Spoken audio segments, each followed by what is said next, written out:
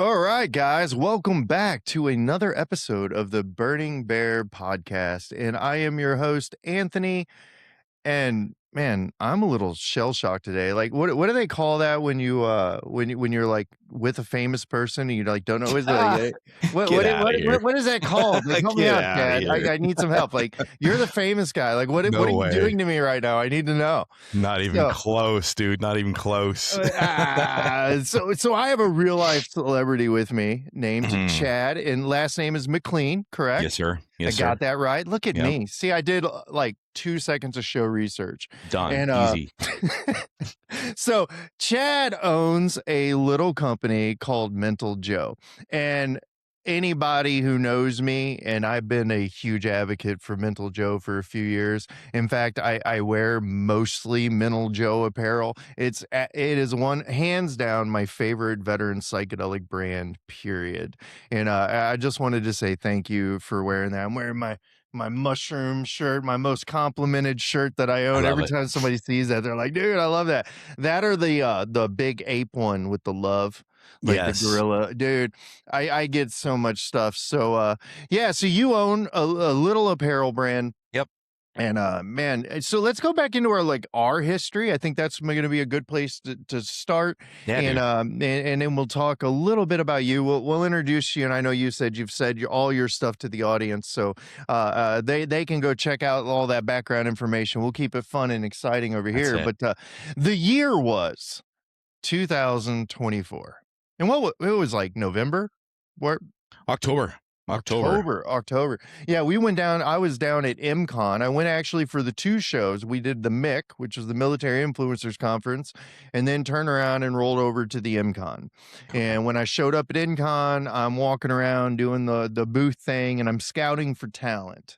And lo and behold, I come around a corner and I see Mental Joe, and I seen your apparel. I absolutely loved it. I think we started our conversation with me buying a few shirts Yeah. and some stickers, and then I got a chance to meet you down there at Incom in Vegas. Now you are out of Arizona, is that correct? That is correct. Yep. We're Yeah. just outside of Phoenix. Yep.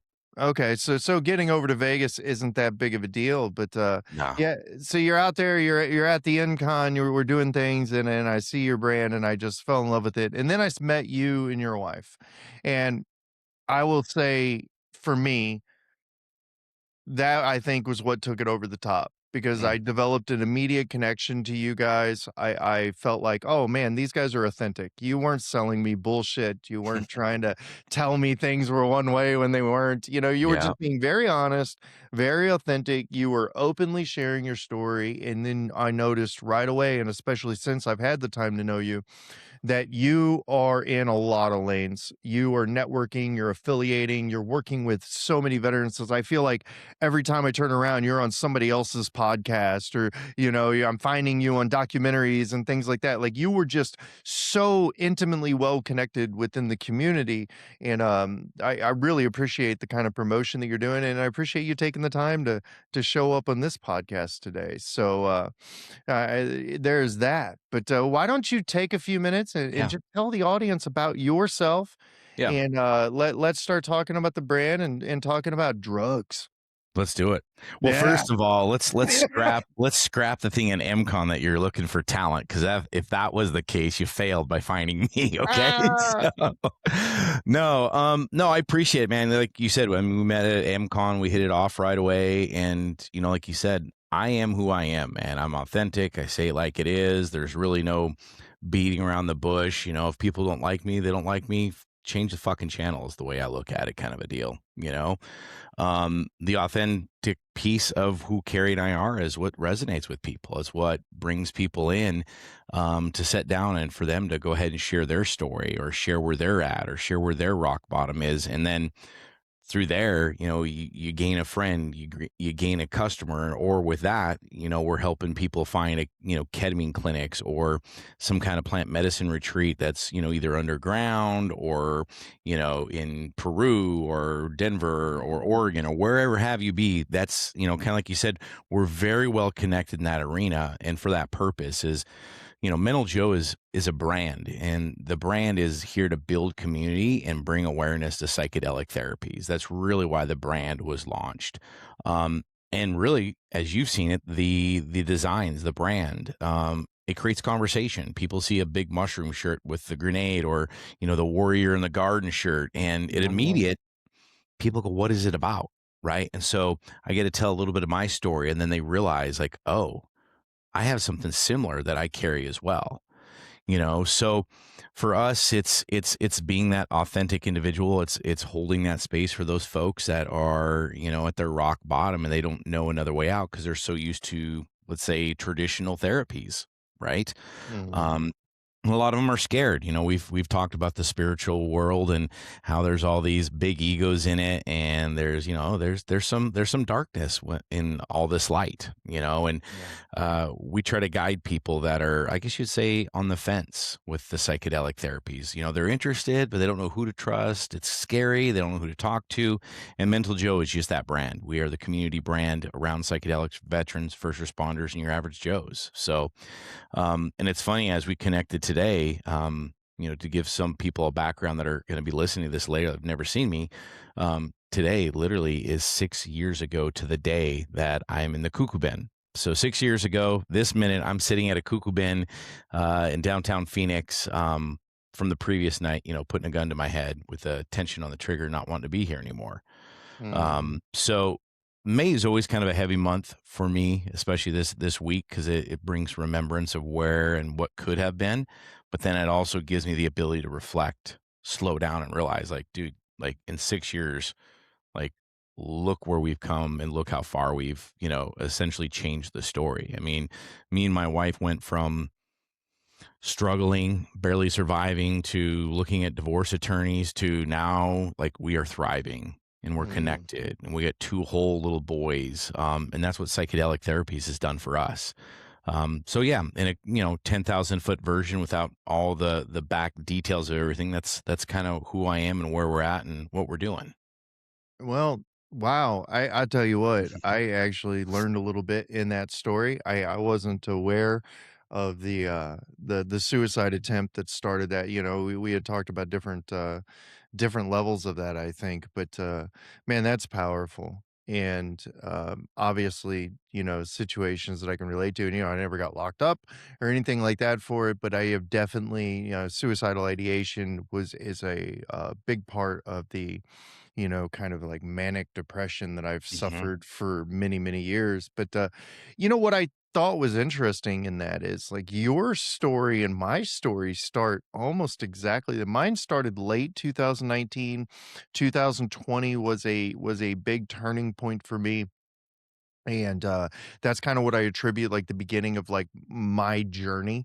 Now, and I've realized, and maybe you have as well, that like I was obviously doing certain things to get me to that starting point Yep. way before that. There were probably a decade of very micro little individual changes that were leading to that point. Hmm. But it was still up until that point, it was pretty much downhill.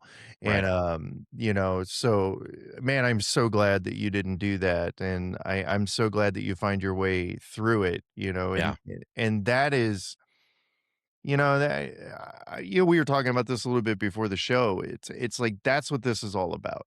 I am disenfranchised with the spiritual community. I do get very frustrated when I see people stand up here and they're talking about being gurus and spiritual leaders and Hmm. this is not meant to be a religion, and this is not meant to be a cult, and this No. space is no one has the answers. Like, let's truly be honest with that. I can deep dive the existential questions with people until they're blue in the face for Yep. hours, but what the reality is, you can always come back to is, "I don't know." Yep. And no, and you don't know until you know. And Yeah. and that's the point. And but what we can do is we can share stories, we can talk about our experiences, we can say, "Hey, this is what I did. This is where I was at. Can you relate to that?" And if you Yeah. can, then cool, man. This is what I did to try to get out of it. But I can't help you do it. Like You got that's to you, you know. and that's just it. I think everyone thinks like again, psychedelics, right? They think it's we want the immediate reaction from stuff, right? Mhm. The magic pill.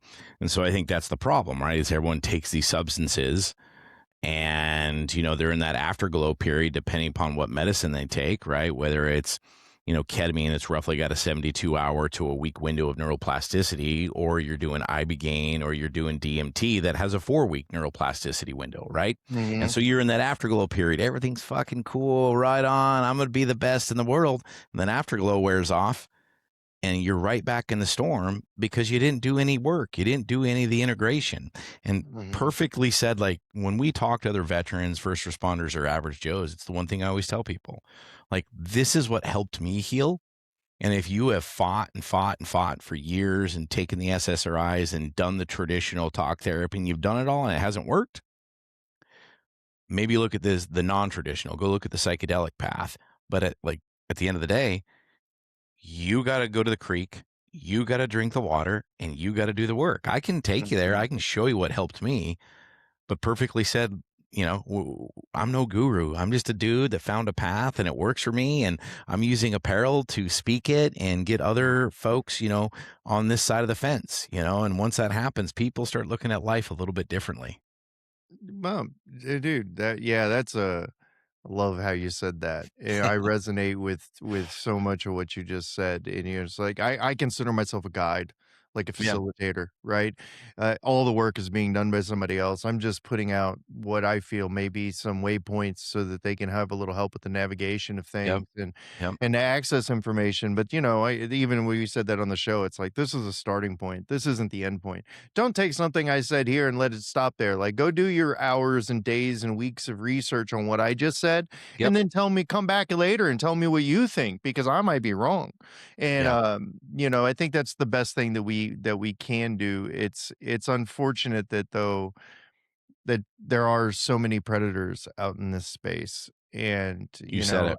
Yep. that is really what it is. They sell this idea of like this perpetual healing. It never stops. It never ends. Like, what doesn't end? Life. Like, as long as you're living, you're gonna have traumas. You're gonna have stresses. It's, Like, you're gonna deal with it, right? that's But it. this healing process.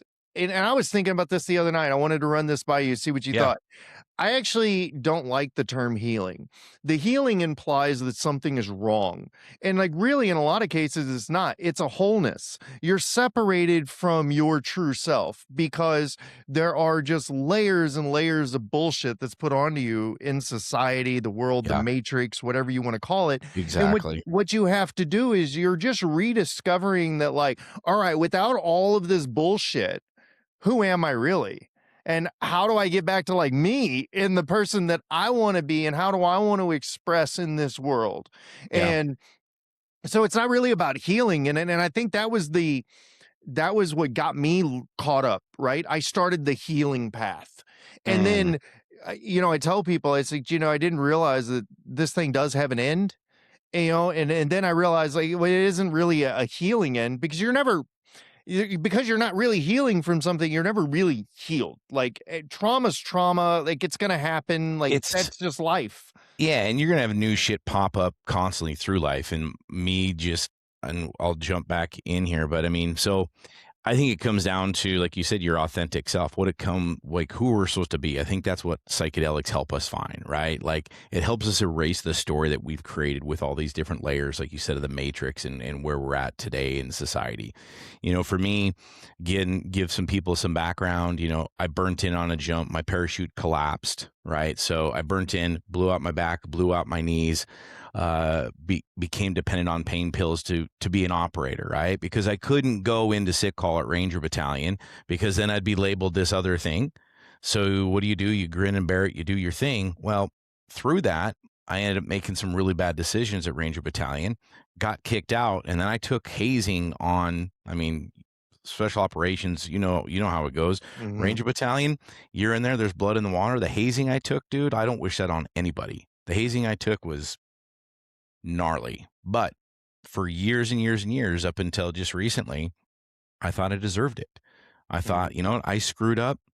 That's part of it. I'll take it on the chin. I'll shut up. I'll do my thing. Right. And so what did that do? It created this character of being a bar fighter. So I went back home to Billings, Montana. I was popping pills and drinking, and if some guy came after me and popped his mouth, I was the first one to knock him out because I'm like, I'm not going to be treated like I was at Ranger Battalion. So then it created this Mhm. whole character that I had to try to live up to. When really, if I really pull all the layers back, people liked me in high school because I was a nice guy. People liked me in high school because I hung out with the special needs kids, or I hung out with the underdogs, and I did the thing. I was kind to people. And through psychedelics, that's really what it's gotten me to do. It's got me to get back to being that authentic individual and looking those stories in the mirror and saying, dude, this isn't you. Stop playing this role. You don't have to do this anymore. Like, be the kind guy. And then I just had an accident literally a month ago that, cracked my skull, and I got fractures in my back and jacked up to where I had a bunch of hematomas that were squeezing on my sciatica. And they thought I was going to be paralyzed in my right leg, the whole 9 yards. Oh, Right. no. But because I've done so much work, I just kind of looked at it and smiled and said, hey, you know what? I'm not dead. I'm not paralyzed. This is just a thing. I'm going to get through it. It's going to be okay. And then just moving forward in the way that I needed to be. And that's, for me, that's what the psychedelics has done. Like you said, healing is always going to be continuous. You just got to live. And I think where I'm trying to get to is the psychedelics help you learn to navigate those heavy waters when they're here. Yeah. Right. That kind of accident that I would have had if I was my old mindset, it would have been, fuck it. I'm a loser. Here we go again. Yeah. Nothing works out for me. But instead, it's like, no, this is meant to happen. Maybe I needed to slow down to look at things from a different angle. And, universe said, hey, dude, we're gonna give you another accident. We're gonna see how you react to this one to see if you fallen back to old times. So a Mhm. little bit longer of a story and a little bit of a background. But I think to your point, like, we're always going to heal. We're always going to grow. But I think it comes down to, how do you navigate the storm? How do you navigate the waters when shit's tough? And Yeah. I think that's what the psychedelics can teach us. And man, you said that so well. Like I have like 3 hours of stuff to say on like what you just said. But you're right. You were absolutely right. And that is, I think, the most critical understanding of what we are doing in this space. It isn't just the medicine. It's one, the medicine has science behind it. The medicine has neuroplasticity. When you have the opportunity, people don't realize what brain damage is and how brain damage is accumulated over time. And if we had a broken arm, if my arm was in a sling and you were like, "Hey man, you want to go play basketball?" I could see it. Yeah, obviously I'm not going to be playing basketball right now. I'm in a sling, dude. But Yep. people are doing the same thing with their mental health. They're saying, "Well, I'm Correct. having these thoughts. I'm feeling this way." Yeah, but you have 30% brain damage. Your brain isn't functioning right. How do you think you're going to heal through this when you have a substantial injury up here? So Yep. it's like, number one, what is the medicine? For me, it's like, okay, well, this is an actual physiological, biological fix. Okay, Mhm. first off. So Yep. I'm getting back to zero so that I can start to work on things. And Exactly. then it comes down to psychology, it comes down to behavior, it comes down to, picking up techniques like journaling and how to emotionally regulate, how to process your emotional space and your thoughts. And then you're 100% right. That's what it comes down to. When I have events in my life, because they don't stop, but Mhm. I now have the tools to navigate these places and spaces. And That's it. there was That's a it. while where I was going to police departments when I lived back in Missouri, and I was trying to talk to police departments about adopting psychedelic therapies for their soldier or for their police officers, especially Yeah. like SWAT and stuff like that. Yep. Police officers, soldiers, same thing. Anytime Yeah. anybody that's in service, like they're going to war on a regular basis. So, Yep. you know, but and it was always the conversation, the rebuttal that I would get was, well, we have to wait because these things aren't legal. We have to wait until these guys get out. And my rebuttal to that was, why are you getting rid of good quality seasoned people who have the experience. You know, you have all of this turnover happening. You get this guy that comes into the door. Obviously, he's a good operator. He's good at what he's doing. He's kicking indoors. He's taking names. He's doing the things that you wanted to be doing. But then once he gets to a certain level of trauma, well, we can't use him anymore. So we got to retire him to pasture so that we can traumatize some new kid that just came in. But Yeah. it's like, how much better served would you be if you could just teach your people how to manage the trauma, how to manage the stress and the things that they have, so that now you have somebody with all this experience that comes out of a bad situation. They do the healing, they do the work, they come through it, they use the medicine, then they get to the other space and they're still in the job. Yeah. Why are we retiring out people with experience when those are the people that we need? Because we just are recognizing that, well, I just don't know how to deal with the trauma of this. Yeah. Well, and it comes back to the old, it's why? Because it's how we've always done it. Mhm. Right? It's, "Oh, we've always done it this way." And again, they're on a lot of this stuff is Schedule 1. So being cops, right, they're scared of it. Instead of like, Yeah. "You know what, dude? Let me do some education on this. Like, maybe do some research. Like, what do you got? Like, how can I learn about this stuff?" And that's the same thing we do with that Mental Joe. I can't tell you how many conversations, we run into and people are like, "Oh, well, it's on Schedule 1 and it's the thing and it's this." And I'm like, "Yeah, and do you want to heal or do you want to continue popping the pills or you want to continue pounding a bottle of JD on the weekend?" Like, if you want to white knuckle through life, I'll shut my mouth and I'll turn around and walk away because your mental health to me, it doesn't affect how I run my life. I'm trying to help you get to the next stage of life so you're not, white knuckling it constantly. And I Mhm. think that's the one thing we do with Mental Joe is I try to learn about these medicines and the history and the education and the science behind all this stuff. So when I'm met with stuff like that and say, "Hey man, here's some resources, here's some documentaries, just go look at this stuff yourself and we'll have another conversation when you're ready for it." And I think guys like you and me and others that are in this space, I think that's how we lead. We got to lead with education and, the Mhm. data that's there because again, the psychedelic space, it's big, but it's not that big. And No. it's like, if we can talk about this stuff to the fence riders, there's a number out there. What Paul Austin F says, there's 8 million people that admitted that they took mushrooms last year or microdosed. And I said, okay, well, I haven't taken a survey. My wife hasn't taken a survey. So if you're saying 8 million, let's quadruple that, right? Let's maybe even Mhm. 5 times that number. So I mean, you're probably easily looking at 50 to 60 million people that are microdosing or have had some kind of plant medicine intervention or they've tried it, right? And if you even notch that up, that's a third of Americans, right? Because a lot of people aren't talking about this stuff. The conversations we had when we started this roughly 4 years ago, we'd be at a conference, we'd be at, some kind of pop up venue, and people would look at Carrie and I like we were crazy. Ketamine, mushrooms, like, what are you guys talking about? Now we go to a conference, now we do something. 9 out of 10 people coming up to us is, "Hey, dude, I sat with ayahuasca 3 weeks ago. Hey, I just started doing microdosing. Hey, I sat with ketamine for my first time and it was mind blowing and it's changing me."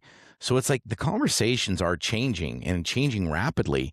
But I would probably say the number is probably close to 100 million people that have had some kind of intervention or worked with these plant medicines at least once, if not continuously. It's just they're on a Schedule 1, so no one wants to talk about it. Mhm. And I say, "Hey, I'll happily be the weird apparel guy that vomits psychedelics and talks about it. I don't care. Like, you wanna arrest me for giving information, trying to help people, get on the other side of life? Okay, so be it, you know? Yeah, no, I agree with that because I think that the conversation needs to be had because it's so misunderstood.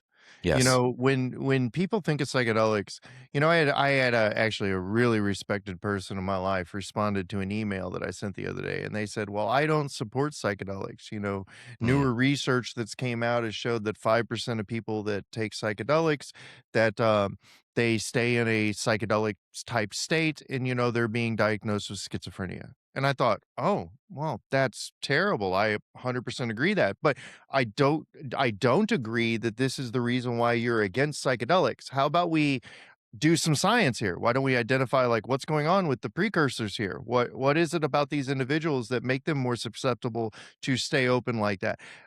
What can we do to help these people? Because you're telling me that you're not going to accept something because 5% of the people in the study have had this reaction. Well, but what about Ozempic? What about opioids? What about There we freaking go. ibuprofen? Like way more than 5% have stomach bleeding and ulcerations and bad and all this stuff that happens from like Tylenol, ibuprofen, Yeah. shit that you can buy over the counter. But Yep. when it comes to psychedelics, because of the DARE program, it's Mhm. like, oh no, these are some terrible things. It's like, yeah, okay, but it also like literally regrows brain tissue. Like My literally. some of my favorite stuff is when we'll have like barbecues and everyone's talking about it, and I always talk psychedelics. I'm like a goddamn walking billboard for it, so I'm always talking about it. And I'll be goddamn if we'll be at some place and someone will, well, blah blah blah.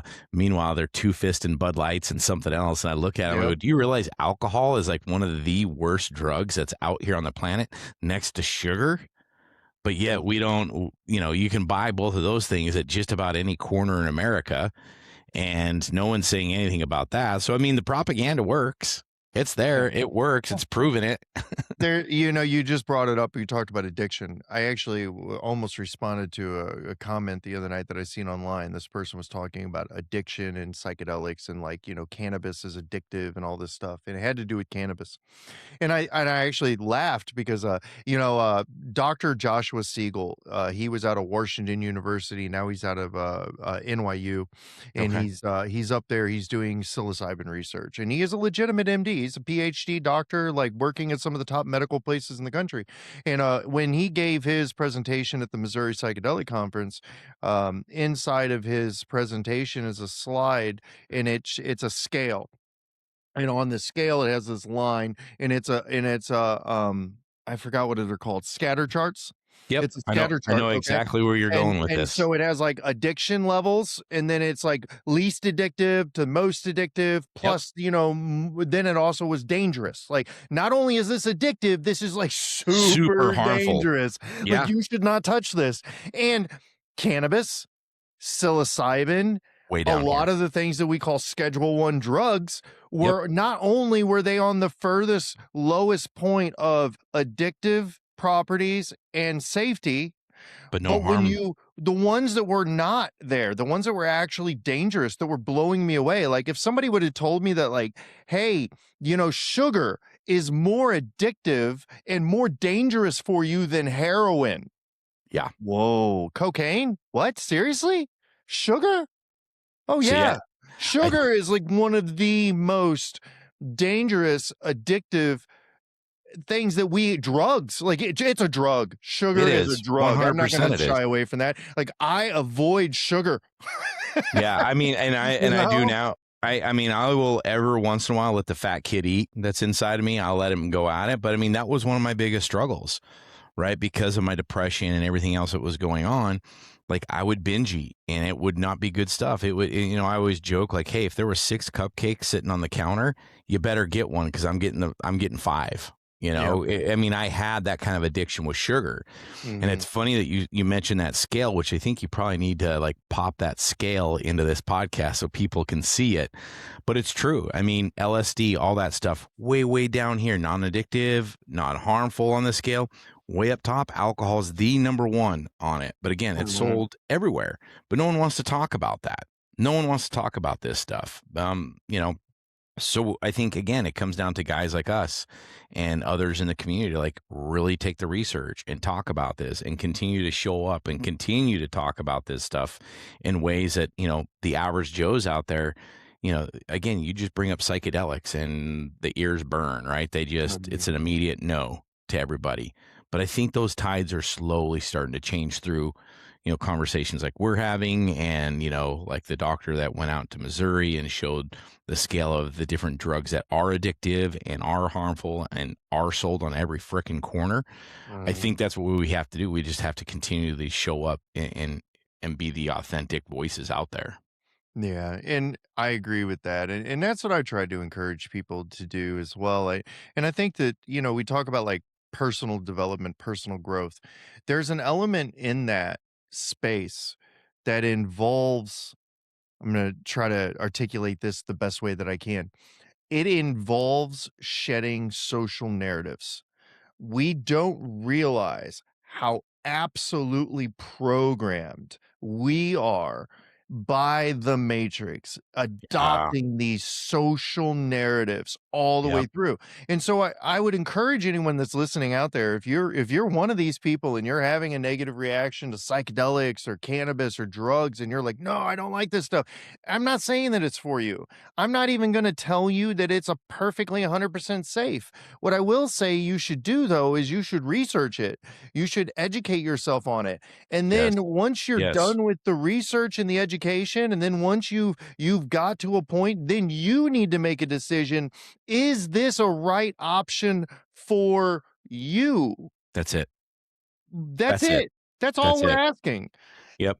Yeah, and it's again, I nail on the head. I think we're both on the same boat and we're rowing the same damn way. You know, again, Mhm, that's why.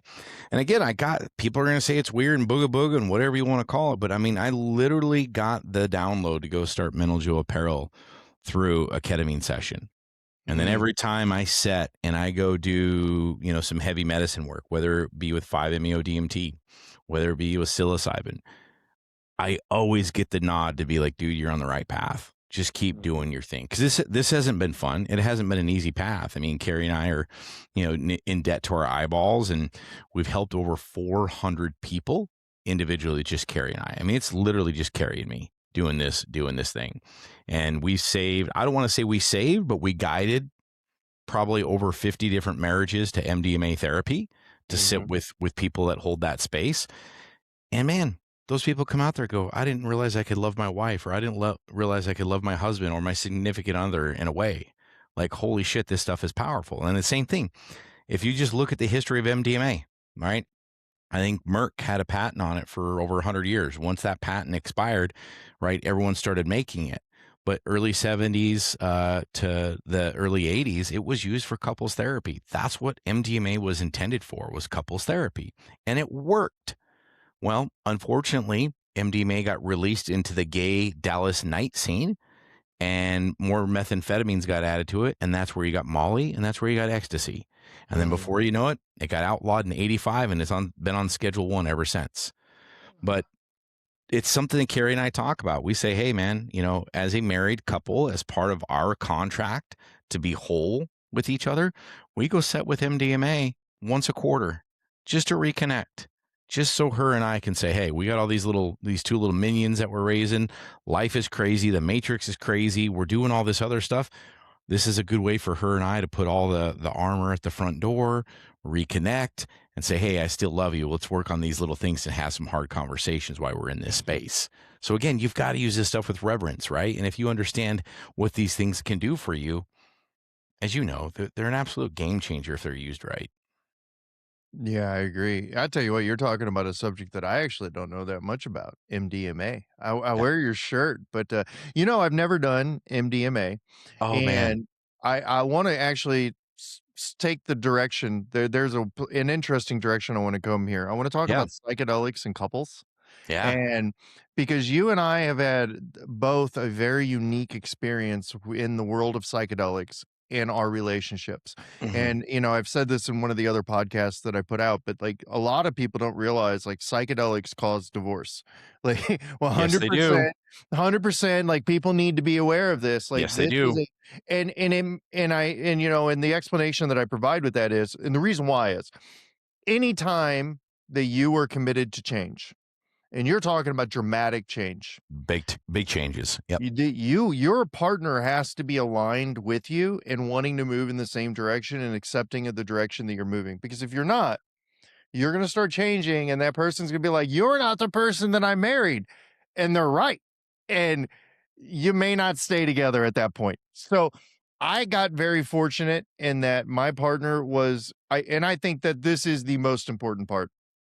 My partner was committed to going through the growth experience with me Hmm. and on her own so that we were both heading to the same relative destination understanding and knowing that the trip there was going to involve a lot of waves, right? It's Yes, not going to sir. be a smooth walk and or ride, and but we were committed to that, Yeah. and that made it, all the way down to, like, I don't know about, what your experience, so we go to ayahuasca.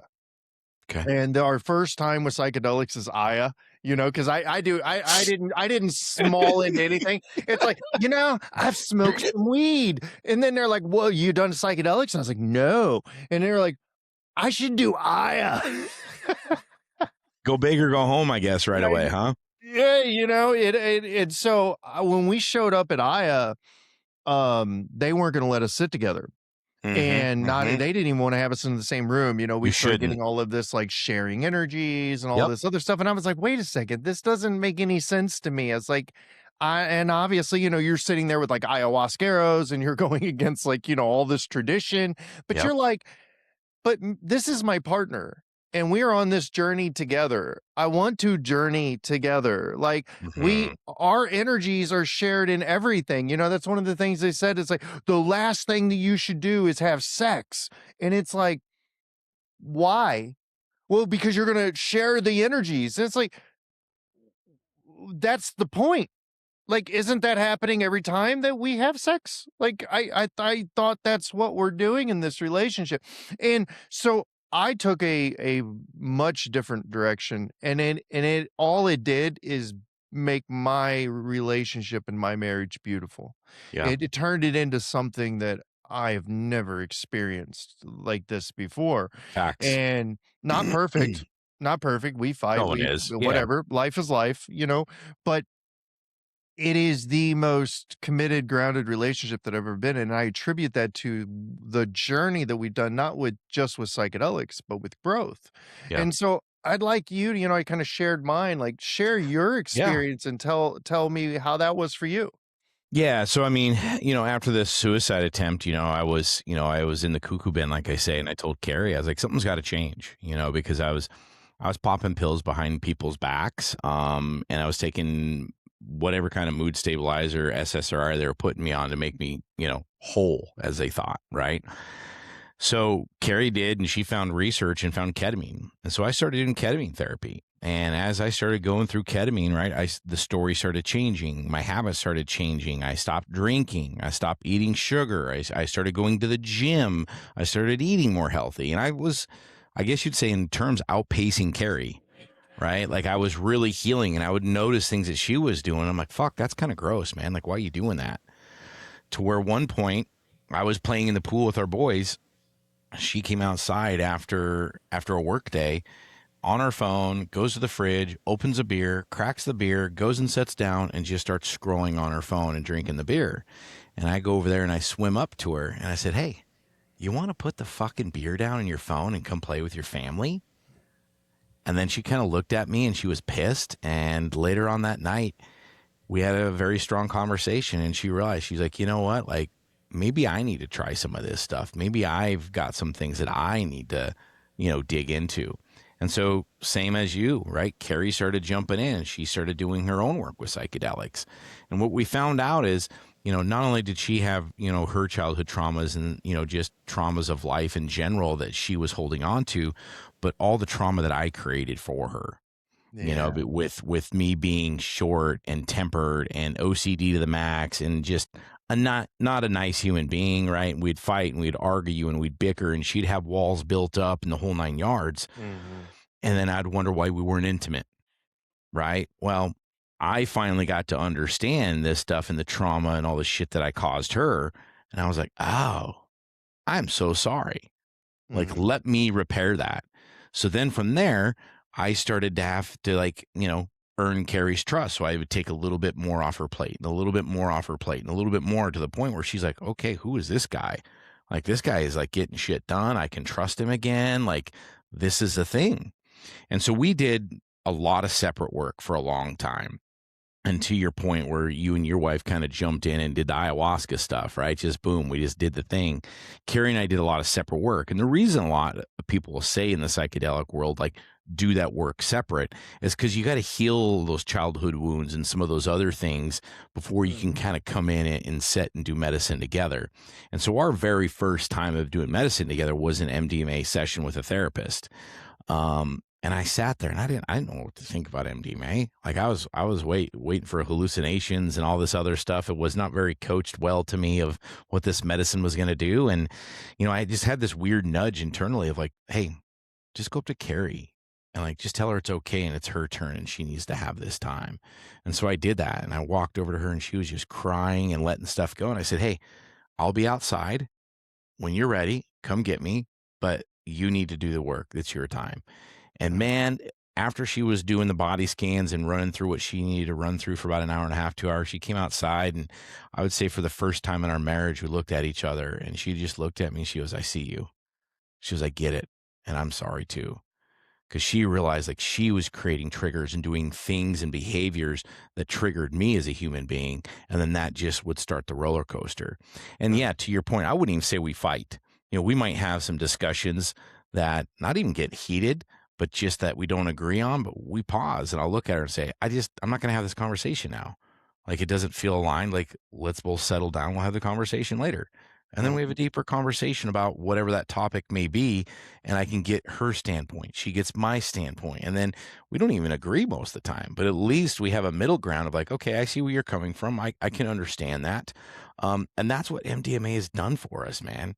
It's literally given us the window to say, I'm sorry. And if I do these things, like, call me on it. Like this Mhm. past accident I had, I told Carrie just last week, I was like, babe, I know I'm not right in the head because I was getting really, really short with the boys. And by hitting my head, I think it rewoke up all the other TBI issues that I had. And I was really quick with the boys and I was really snappy with her. But the fact is, I knew I was doing these behaviors. I could communicate it to her and say, I'm sorry. Just work with me. I've got these tension headaches. I have these migraines. I'm tired. I don't even want to get out of bed. So she now knew like, okay, I can hold this space for him. I know he's not going to be here forever, but let me hold this space while he recovers. And so Mhm. that's what these medicines has done for us. And that's why I say her and I make it part of our marriage contract now. We literally will go sit and do MDMA once a quarter with each other just to reconnect. And it's to me, it's like my Christmas, because I get my wife with no boys yanking on her. I get my wife with no work. It's literally her and I for 6 hours, and we get to talk and go through all the life stuff that, that's happening here and now, and then saying, hey, all right, here's our plan of action after we get out of this session where we got the neuroplasticity window. So let's put some buffers in. Let's put some new skill sets in there so we can, ride this roller coaster better together. Mhm. But yeah, I mean that's kind of our story in the nutshell of how we've used this stuff. And same thing, we say at least twice a year we'll do heavy medicine sets, whether it's 5-MeO DMT, whether it's ayahuasca, whether it's psilocybin, or hey, maybe we just need a ketamine, reboot. So we kind of play it out. But I'm a really really big fan of 5-MeO DMT. I work really well with that medicine. I get a lot of downloads. I love it. Same. I don't know if I'll ever touch ibogaine. Maybe for the Mhm. TBI issues I might, but for me, like I get so much from all these other medicines that I'm not going to go take the cardiovascular risk that ibogaine presents. And again, it's Yeah. on a small level, but same thing. I use this stuff in reverence. I'm not just going to go run to go do another ayahuasca or another psilocybin just because I need another notch on the belt, you know? Yeah. Yeah. I from what little bit I know, and I'm not very educated with ibogaine, other than what has been presented at conferences and Yeah. individuals that I have talked to. I understand why they're pushing ibogaine because its effectiveness of ending the opioid Yep. crisis. I understand why it's getting attention, but I really don't like the fact that out of all of the psychedelics that's getting this attention, it happens to be the most dangerous one that I would not even consider doing myself.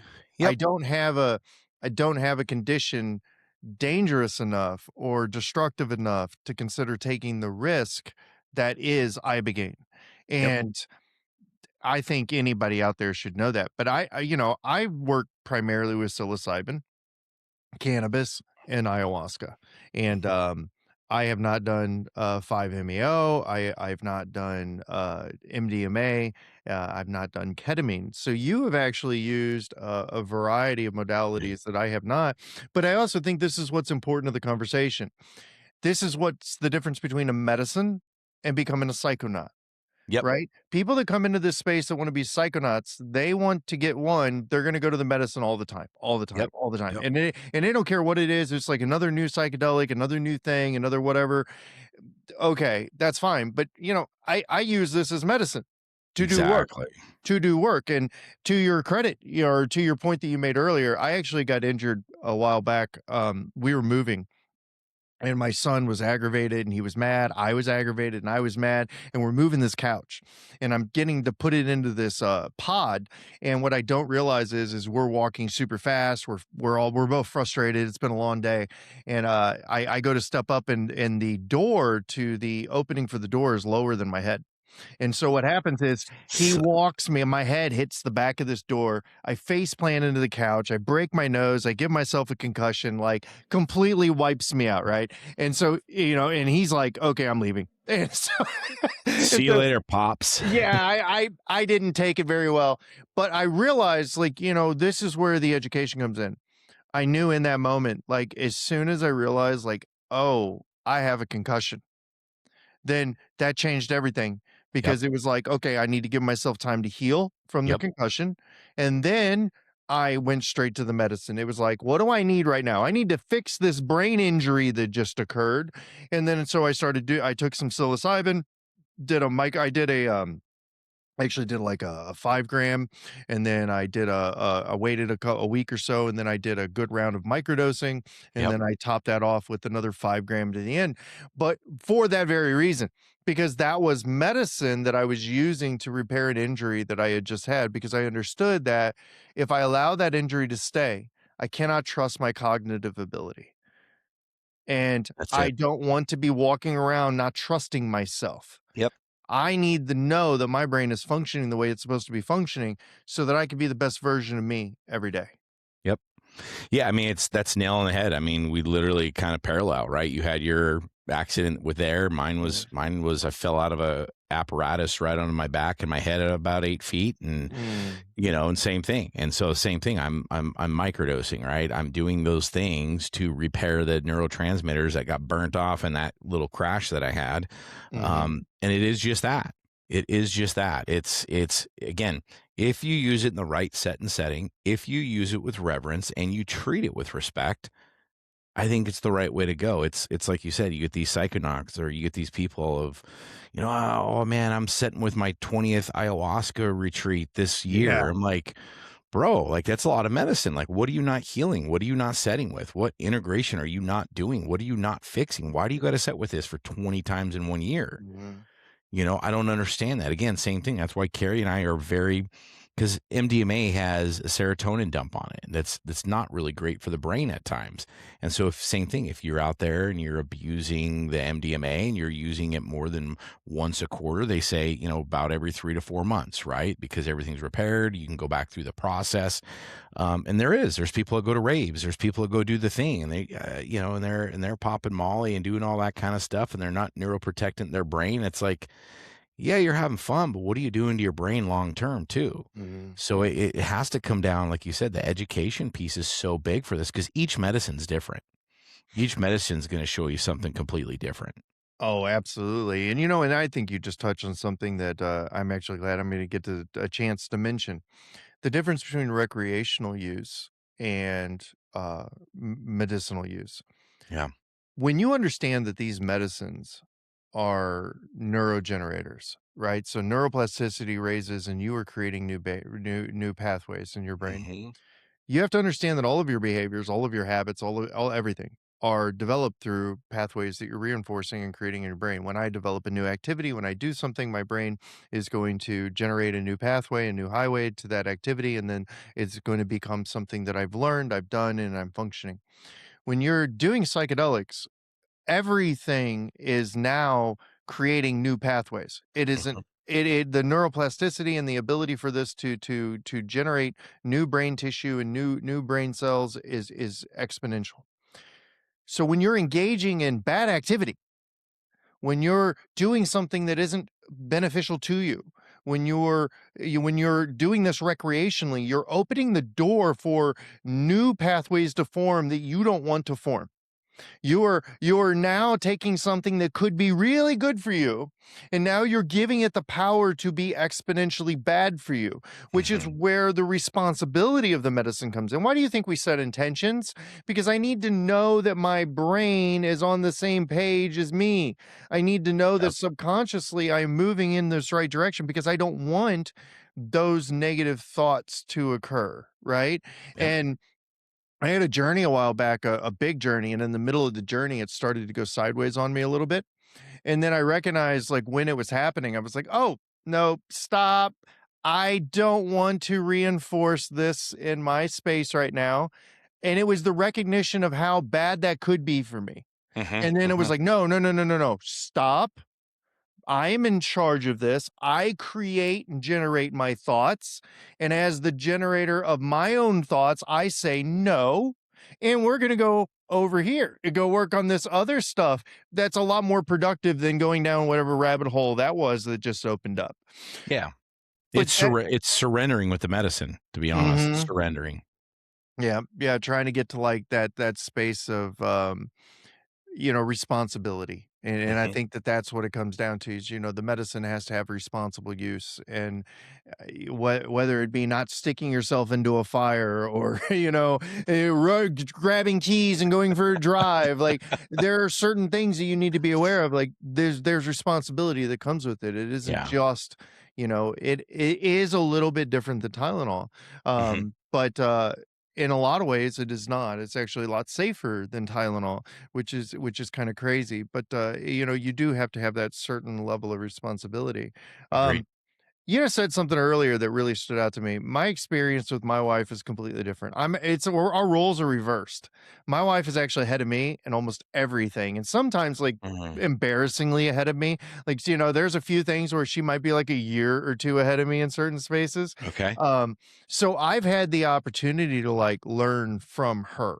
Like Yeah. she has been a huge like guide for me watching her learn through her experience. Mhm. But I do agree with what you said. We do a lot of work on our own. I would say the majority of the work is like we're just committed to working on ourselves and then Yeah. committed to each other to allow that work to happen. Mhm. Mhm. Very seldom are we like working together on any one thing. But the Right. only times those are usually like if I'm holding space for her or if she's holding space for me. But if we're both going in a journey, we're pretty much doing our own thing and we're working through Yeah. whatever it is that we need to work through. And then we come Yep. together at the end and kind of work that out. So I think it's fantastic that you guys have been able to do that in your relationship. And you described it earlier, you said it's benefited your relationship. Oh, Where tenfold. where do you think your relationship would be today without it? We wouldn't be together. Oh. Hands down, we wouldn't be together. We didn't have the vocabulary, right? We didn't have the emotional intelligence, neither one of us, to even have a hard conversation, right? I Mm, mean, you know how that goes. I mean, you're married. It's every American couple, if not world couple, that I've talked to. Right? Again, we're in this day-to-day grind. When you got kids and you're moving 100 miles an hour and you're doing the thing and she's doing the thing, you eventually kind of start doing this, right? yeah. And then you build up the resentment walls. Why? Because as men, we need intimacy, and that's how we connect with our wives.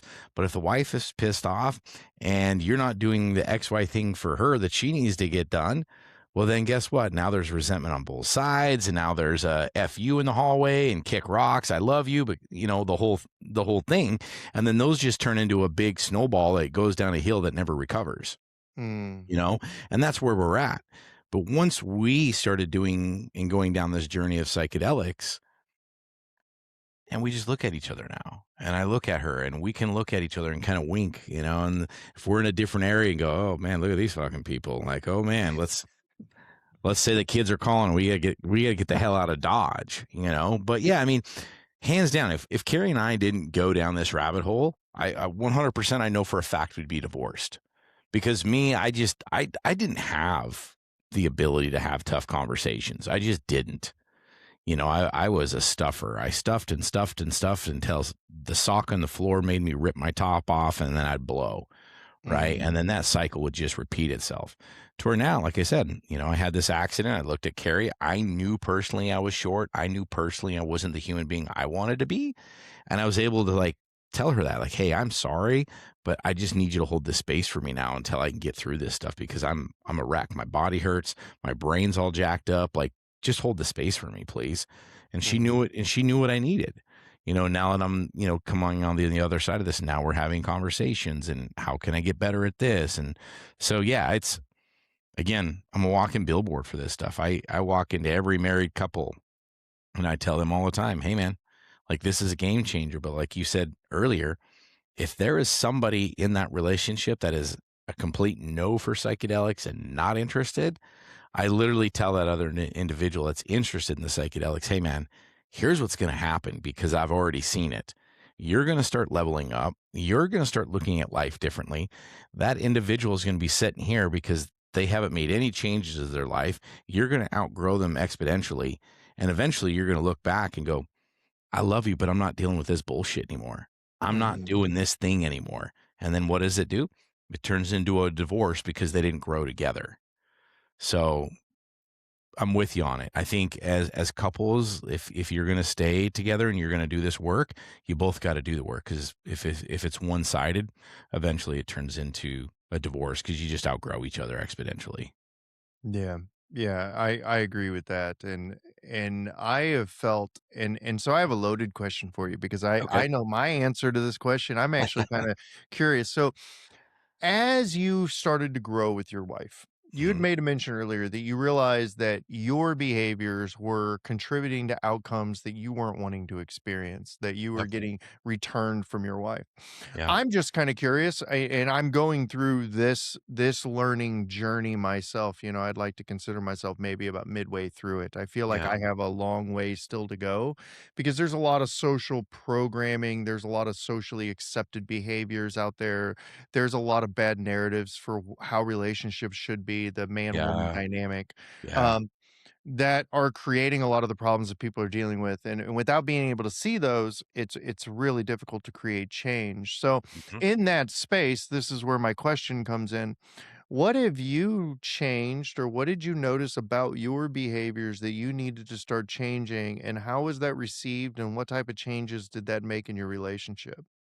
Yeah, I mean, a myriad of changes, right? I mean, one, I just started going to the gym and taking better care of myself. And as that even kind of like reared its head, then that started giving me more confidence to level up and look at things in a different manner.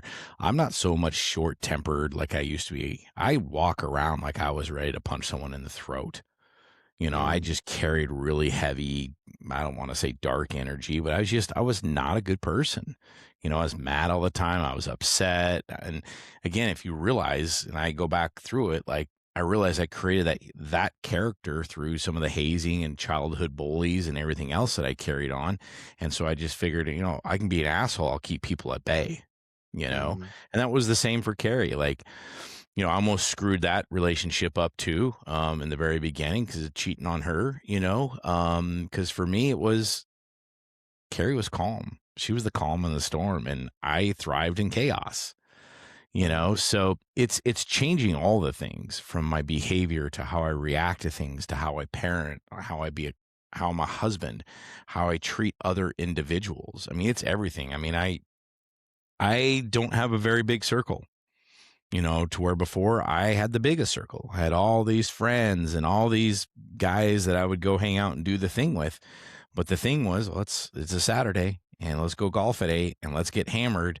And then after we get hammered, let's go to a bar and keep drinking. And then, before you realize it, I've left my wife at home with 2 little boys for 12 hours while I'm out there getting drunk and flirting with girls and doing dumb shit.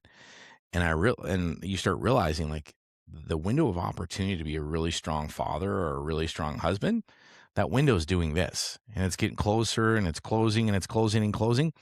And then before you know it, my boys are 18. I have no relationship with them. Why? Because I thought going out and drinking and being an asshole was the better decision.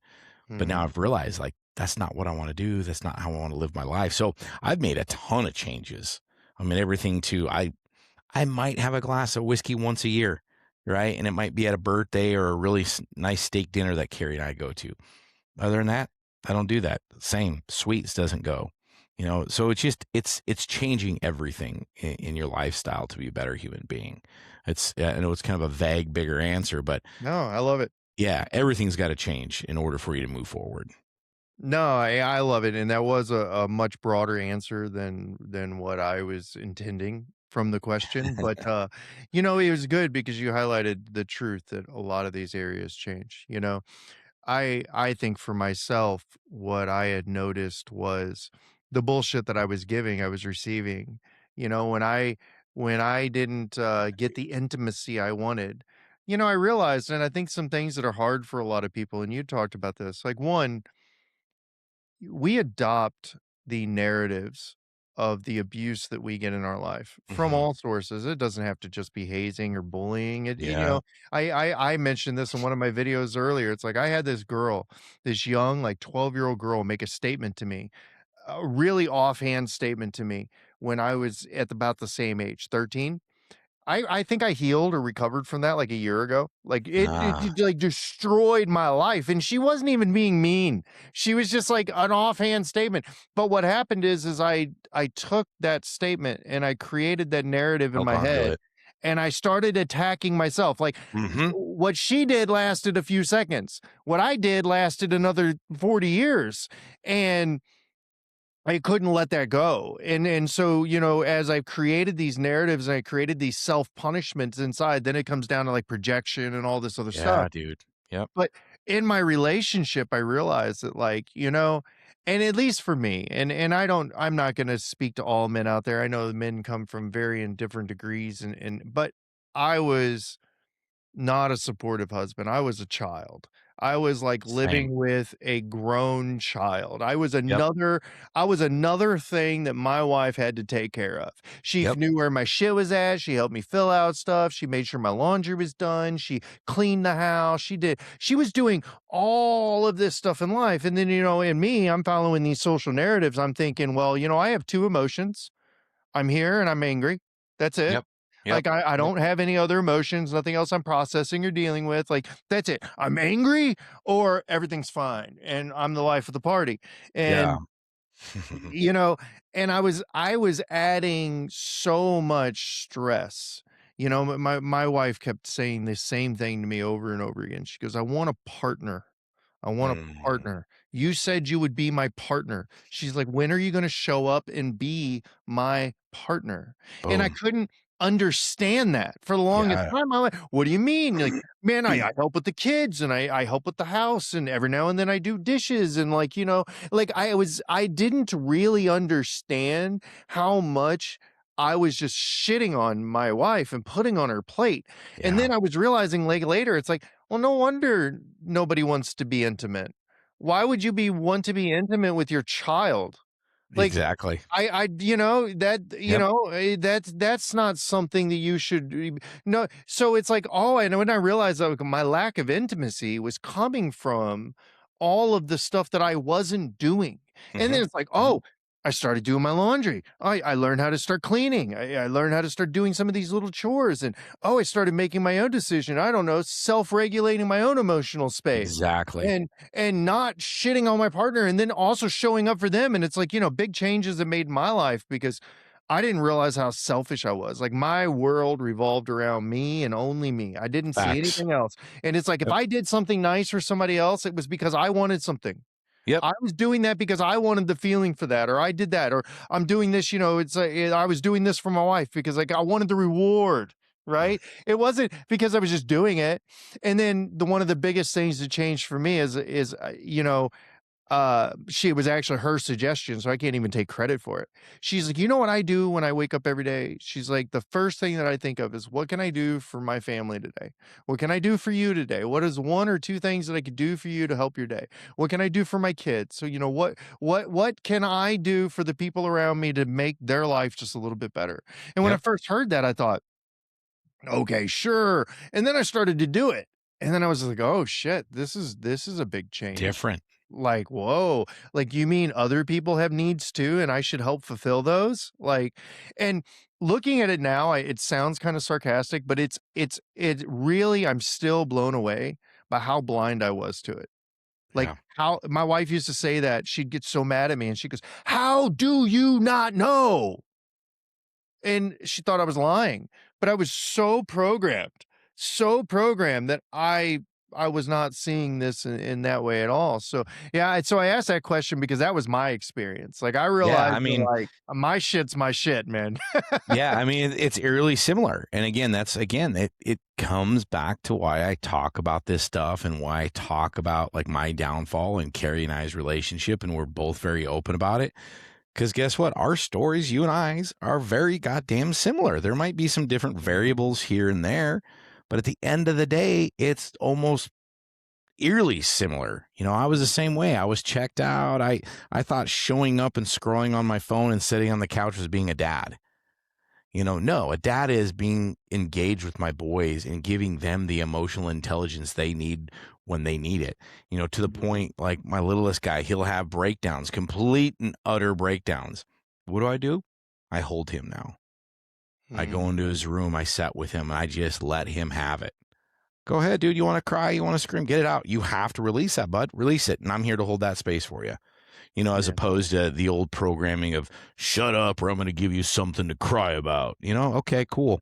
So now you're telling that little human being that it's not okay to release these emotions. And so what do? They bury those emotions. And then it just is going to repeat the fucking cycle. You know, mhm, so for me, same. You know, I was checked out, man. I was, hey, I'm going to do something for you, but there better be some reciprocation on it. I better get mhm, something back or I better get a cool feeling from it. To where yeah, now, dude, I can't tell you how big my karma cup is and how overfilled it is, but it's not cashed in yet. I mean, the yeah, things that I do, I mean, just last week, I mean, I'm going through it, right? Like I'm in the storm right now. Um, and I still took the time and sat with 6 different veterans and first responders last week for at least an hour or not more on some of these lunches and coffees that I had. And every single one of them, I got into a ketamine retreat or a ketamine clinic or got them into a retreat that they were looking at and ended up getting a couple of them scholarships and grants so they could go sit with medicine someplace. mhm, So for me, I mean, that's what it's about. And I didn't do that because, oh, cool, they're going to buy a t-shirt or cool, maybe they'll write me a cool, you know, hey, Chad was a great guy. He sat. No, I did it because I hurt for over 20 plus years. I was an asshole. I drank too much. I fought too much. And I look at it from if I can help you now shave off some of those years of carrying on this bullshit for the next 10 years, let's do it now, man. Let me yeah, help you now. So that's the wins for me now. All the other stuff's going to come. The money will come when it's supposed to come. All the accolades, all the attaboys, all that it'll come. It'll be here. I just got to keep showing up and doing the work, you yeah. know? Yeah, man, you said that so beautifully, dude. I I Appreciate it.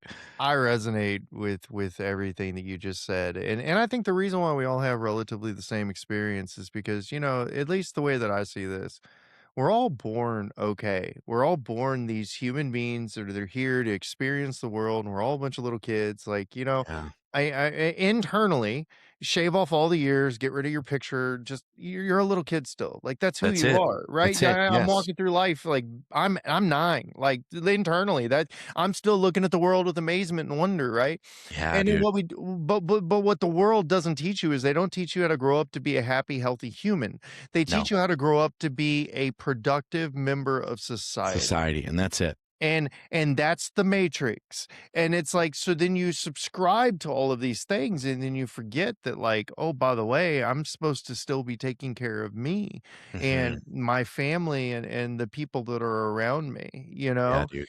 And so, yeah, that made huge impacts in my life and changed so much for me. So I will tell you what though, I do when we're done with this, I want to reach out to you. I want you to hook me up with who you're doing the MDMA through. Yeah, dude. I've been wanting to do that for a while with my wife. And so if you guys have a space, I definitely think I'm gonna Yeah.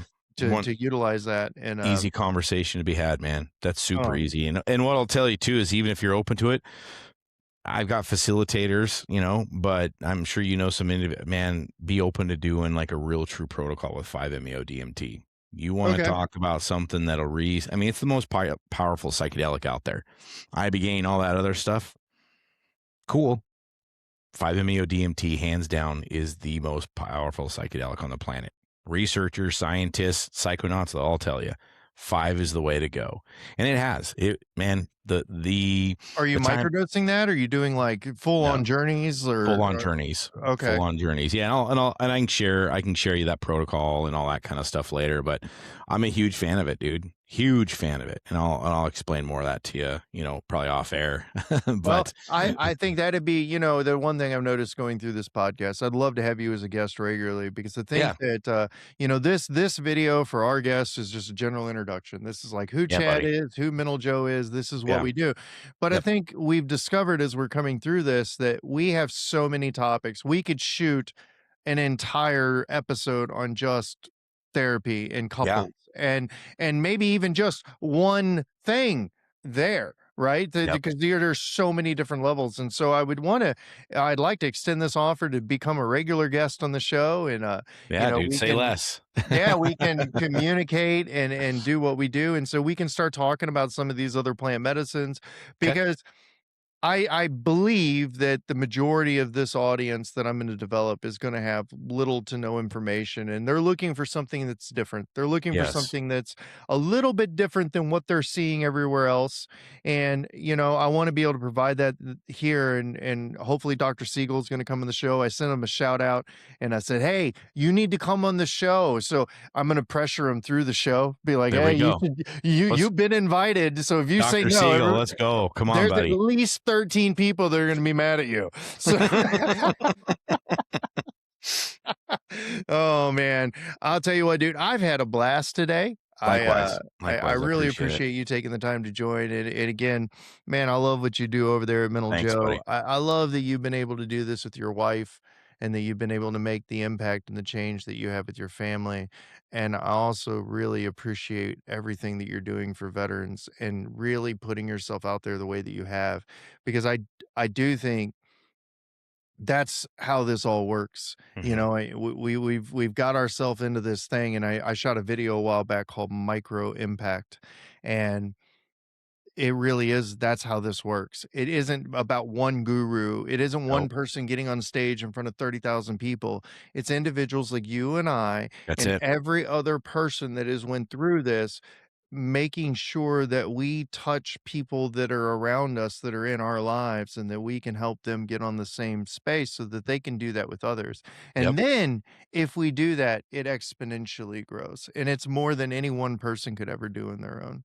Yep. And so man, I appreciate what you're doing. So before we jump off, why Yeah. don't you take a few minutes? Why don't you plug yourself, tell people how to find you, where to find your apparel, what they should look for, anything that you want them to know, You got news it. updates, and then we'll kick this thing to the road. Sounds good, brother. Appreciate it. Yeah. So everyone that's out there, mentaljoe.com, super easy, mentaljoe.com. If you're on the old socials, we're Mental Joe Apparel, Instagram, Facebook, TikTok, all that stuff. We're still trying to work on all those platforms. I don't get it. I don't understand them.